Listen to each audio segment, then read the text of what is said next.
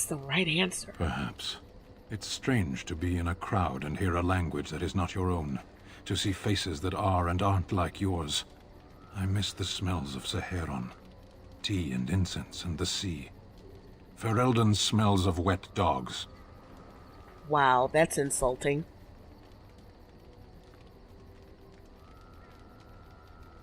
What does that accomplish? The farmer who buys a shop is never a merchant. He is always a farmer turned merchant. He carries his old life with him as a turtle carries its shell. That's an interesting perspective. What if... Does it?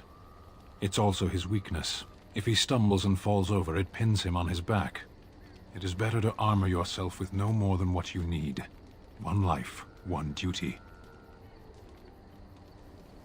Okay, this is deep. I'm gonna have to give this some thought. Shall we move on?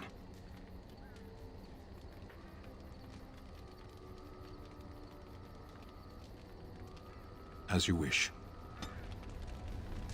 Yeah, I'm gonna have to give this some thought.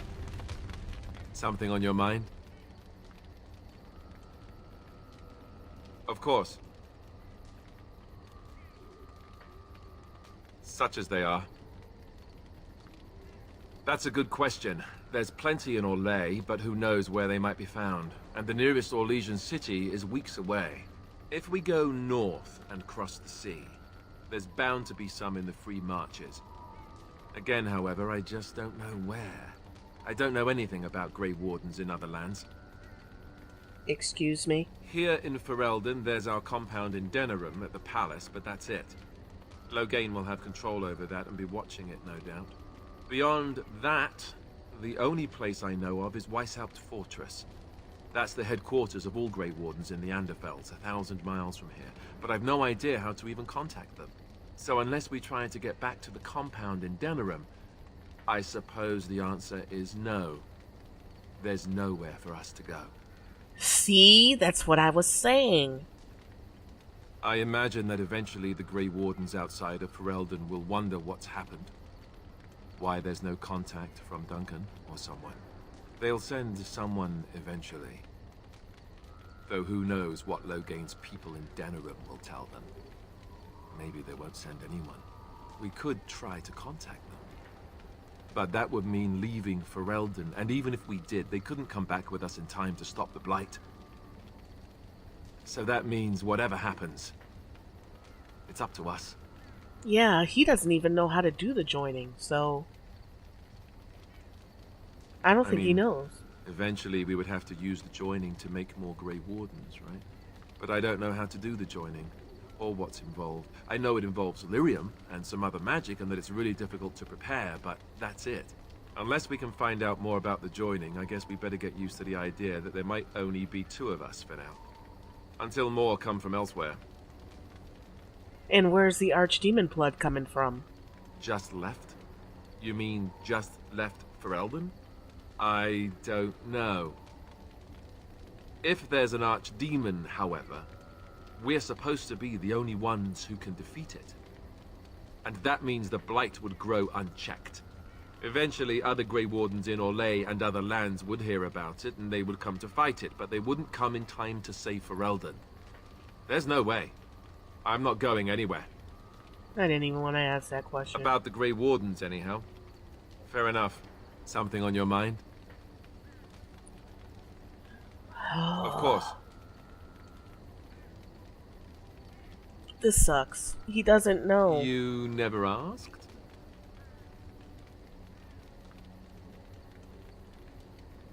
We are friends. I didn't mean to... It wasn't supposed to... Oh, let me explain. The thing is, I'm used to not telling anyone who didn't already know.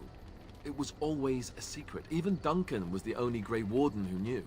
And then, after the battle, when I should have told you... I don't know, it seemed like it was too late by then. How do you just tell someone that? You just say it. You've been avoiding it. Yes, well, I suppose part of me kind of liked you not knowing. in my It's last just that playthrough. anyone who's ever found out has treated me differently afterwards. I was the bastard prince instead of just being Alistair. I know that must sound stupid to you, but I hate that it shaped my entire life. I never wanted it, and I certainly don't want to be king. The very idea of it terrifies me. I had this conversation way earlier than this. You can say that again. I don't think I've ever had a choice in the matter. Right from when I was born, all my choices have been made for me. I guess I should be thankful that Arl Eamon is far more likely to inherit the throne. If he's alright. Oh, I hope he's alright. For what it's worth, I'm sorry for not telling you sooner. I guess I was just hoping that you would like me for who I am. It was a dumb thing to do. Yes, it was. I guess it's kind of a relief that you know now. Let's go.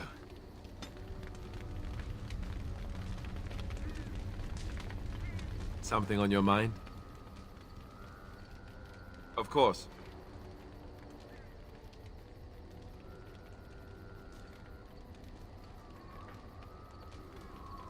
You mean other than becoming a Grey Warden? Yeah, let's get into this. Because we talked about this before. You know, I asked Duncan this too, and all I got was, "You'll see." That's messed up. Just saying. That's Well, truly it's not that messed Duncan up. wants to keep it a secret, it's just that the Grey Wardens don't discuss it much. I gather it's not a pleasant topic. The first change I noticed was an increase in appetite. I used to get up in the middle of the night and raid the castle larder. I thought I was starving. I'd slurp down every dinner like it was my last. My face all covered in gravy.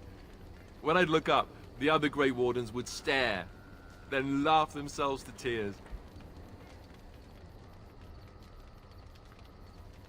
Really? Because I was watching you wolf down food the other day, and I thought, ooh, it's a good thing she gets a lot of exercise. I thought this was cute. I'll say. I didn't mean it like that. No, don't hit me. I bruise easily. Oh, and then there were the nightmares. Duncan said it was part of how we sense the Darkspawn. We tap into their, well, I don't know what you call it, their group mind. And when we sleep, it's even worse. You learn to block it out after a while, but at first it's hard. It's supposed to be worse for those who join during a blight. How is it for you? See, now he's sort of cute. Some people never have much trouble, but that's rare. Others have trouble sleeping their entire life. They're just more sensitive, I suppose. Everyone ends up the same, though. Once you reach a certain age, the real nightmares come. That's how a Grey Warden knows his time has come. Oh, that's right. We never had time to tell you that part, did we? Well, in addition to all the other wonderful things about being a Grey Warden, you don't need to worry about dying from old age. You've got 30 years to live, give or take. The taint, it's a death sentence. Ultimately, your body won't be able to take it. When the time comes, most Grey Wardens go to Orzammar and die in battle rather than waiting. It's tradition. You'll always find Darkspawn down where the dwarves are. The oldest Grey Wardens head to the deep roads for one last glorious battle. Not that there's a shortage of Darkspawn during a blight, but that's the tradition. The dwarves respect us for it. And you wondered why we kept the joining a secret from the new recruits. Well, there you have it. Yeah, messed up. 100% messed up. It is a high price. You think if we asked for volunteers that Grey Wardens would exist? Maybe a few. You wouldn't be here. Neither would I, probably. And the blight needs to be stopped. You know, Duncan, he started having the nightmares again. He told me that in private. He said it wouldn't be long before he'd go to Orzammar himself. I guess he got what he wanted. I just wish it had been something worthy of him. Well, he'll always be remembered. I know. Ending the blight should make this all worthwhile, right? Oh. What triggers Zevron's conversation? He's supposed to tell me the story. Huh. It doesn't have better things to do. No. Oh, jeez. Which question? Did I not already tell it that I do not remember doing such? I remember having a master. My memories of what happened to him are vague. But they're still there.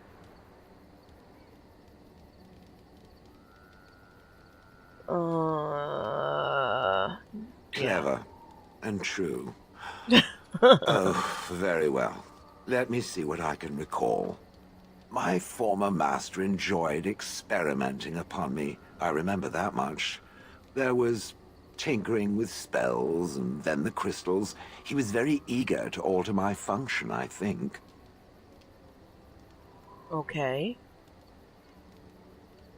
Flattery, and obvious flattery, too. I feel warm and fuzzy inside. He possessed my control rod, and back then, it would have prevented me from doing anything he did not command me to, no matter how I might have wished to. So what happened? I am unsure. He was experimenting, and then nothing. Nothing. And then he was gone. I was standing where I was, in the village, and I could no longer move.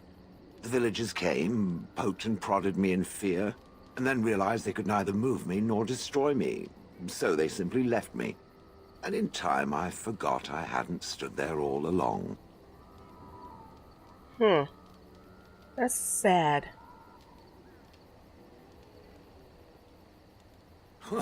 Wonder? I was glad that he was gone. For so many years, I'd had to leap to that little toadstool's every command. Get this, pick up that, put it down, pick it up again. The gall! At first, I'd hoped he'd simply decided to leave me there paralyzed. An acceptable trade-off. After years passed, I simply stopped caring.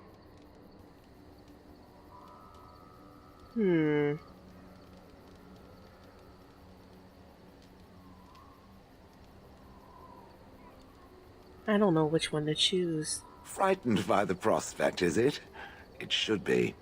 Whatever the mage did seemed to render the control rod useless, for which I should be thankful, yes? And provided it doesn't decide to copy his experiments, not that I would allow it, it is nothing to fear from me. Much. I'm not afraid of you. I can kill you. And now it knows, and doesn't it feel better? Yes, I Let do. us get back to the walking and the fighting. My stone is beginning to itch again. Oh, +1. I love her. It doesn't have better things to do. I like to think of them as accessories. I suspect that it is an art that was practiced when golems were more, commonplace. My former master collected whatever lore he could find on the subject. He searched far and wide to collect what crystals he could and then added them. It is not an unpleasant sensation. I just noticed they're glowing. Delayed reaction. As I understand it, the crystals allow me to alter the flow of magic around me. Wilhelm had hoped to turn me into a battery of mana, something he could tap at will.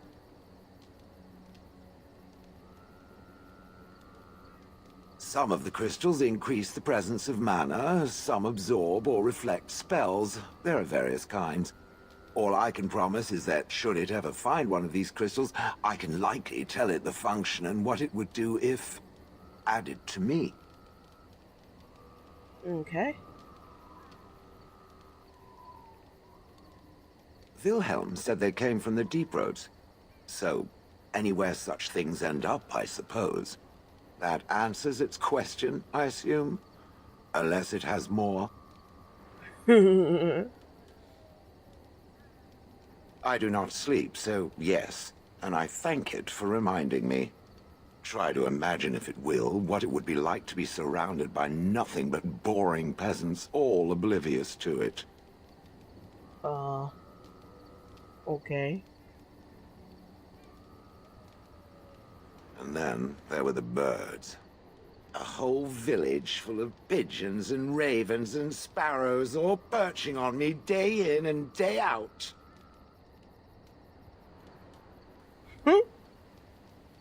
Those foolish villagers would spread birdseed near me, drawing the birds, because they thought having birds perch on me was quaint. Quaint!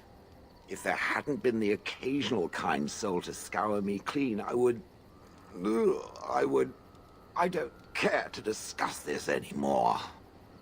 Well, that is gross. Ooh! Yay!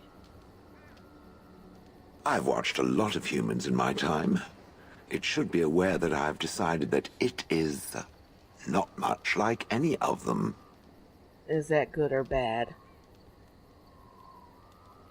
Surely it must come from some superior lineage, yes?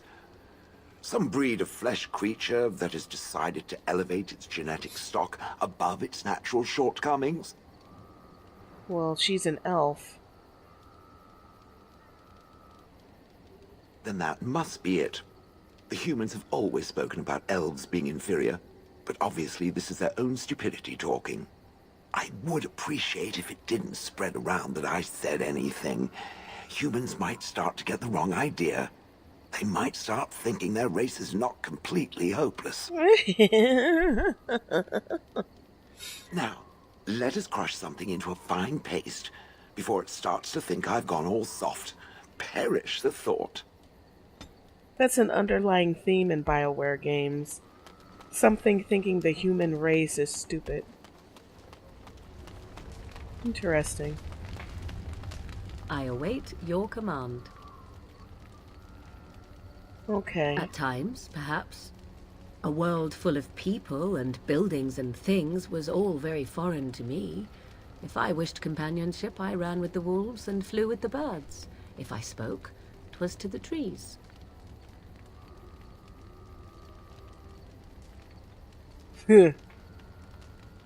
Such simple pleasures will only enthrall for so long. I recall the first time I crept beyond the edge of the wilds. I did so in animal form, remaining in the shadows and watching these strange townsfolk from afar.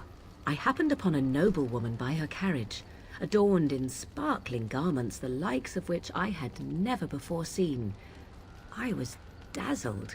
This, to me, seemed what true wealth and beauty must be.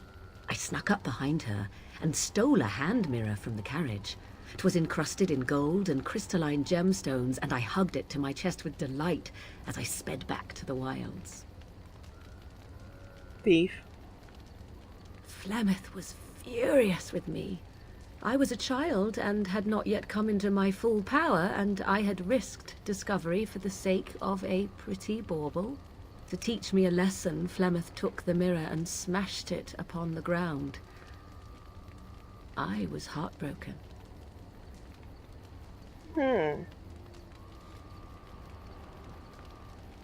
I'm trying to boost her. And a foolish one.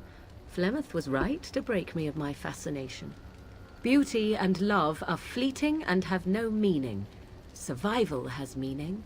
Power has meaning. Without those lessons, I would not be here today, as difficult as they might have been. Power has meaning, but love doesn't. I don't They did agree. indeed. To return to your original question, perhaps my time in the wilds was indeed lonely, but such was how it had to be. I find myself at times wondering what might have become of the girl with the beautiful golden mirror, but such fantasies have no place amidst reality. Wow. Okay, do I have the mirror? I think I might have given it to her already. Talk about being out of sync. I need to do these conversations more often. Nope. I could have swore that there was a mirror to give her. I await your command. So, full of questions, are you? I was not born such. 'Tis a skill of Flemeth's, taught over many years in the wilds. The chastened have tales of we witches, saying that we assume the forms of creatures to watch them from hiding.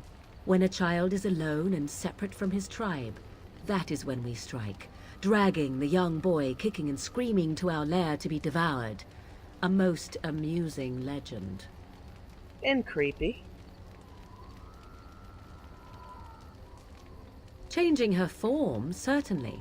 Devouring lost children, I cannot say. She has not done it in my experience, though in truth my lifespan is but a fraction of her own. Why do you ask? Is there something specific you wish to know? I want to know how she learned to be a dragon. That's what I want to know. But I don't have that option. Anyone with sufficient will. But the act of transformation is a magical one. 'Tis a spell and thus requires a mage's talents. Indeed, you could learn the spells required if I cared to teach you. Why can't I turn into a dragon? There were nights when the wilds called to me, 'tis true. You look upon the world around you and you think you know it well. I have smelled it as a wolf, listened as a cat, prowled shadows that you never dreamed existed. But my life is as a human. I am under no illusions to the contrary. They do not shy away from me. To their senses, I believe I seem like any other of their species. As to what they think, I truly cannot say. Just as I am still human, no matter my form, they are still animals. Thus they cannot speak, even were I to ask. But you can smell like them and see like The form them. of an animal is different from my own. One may study the creature, learn to move as it does, think as it does. In time, this allows one to become as it is. I gain nothing by studying another human. I already am the same as they are. I learn nothing. So the answer is no, my human form is the only one I possess. No, 'tis not unheard of in the remote corners of the world. There are traditions of magic outside of the circle of magi, despite what those mages would have you believe. Some of these traditions are old, indeed, passed down as carefully guarded lore from one generation to the next. The zealots of the chantry would uproot all such practitioners if they could. But as luck have it, some still exist. My mother is such a one.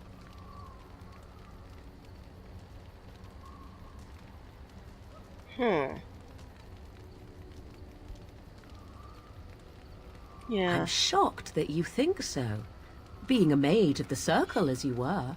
But perhaps you felt a little like a caged bird as well, caught within that dark tower. I thought so.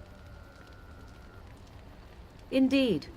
Have you an opinion on my abilities, then? Am I an unnatural abomination to be put to the torch? No.